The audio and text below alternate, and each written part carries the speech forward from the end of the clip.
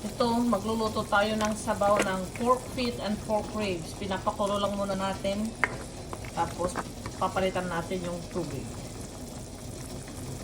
Ito, naipakulo na natin itong ating pork feet and pork ribs. Lagay na natin yung ricado natin.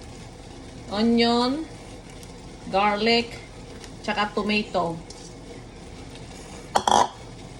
Papakulo lang natin ito hanggang sa lumambot, tapos lagyan natin ng ricado na patis, paminta. Isasawag natin sa ating sabaw na pork feet, pork ribs. Yan.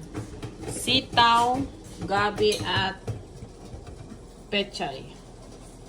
Nilagay na natin ng paminta at patis. Lagay na natin itong gabi para lumambot na.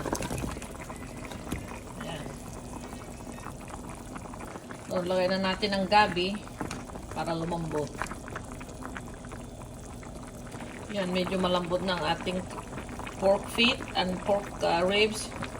Pati yung gabi. Lagay na natin ang sitaw. Yan. Lutuin lang natin yan ng half cook.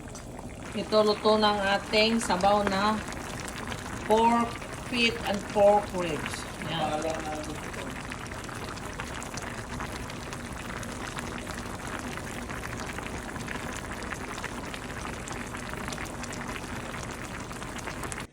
Kain po tayo, sinigang na parang baboy at ribs with pechay and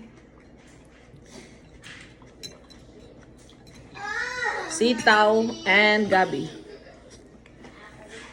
Masarap.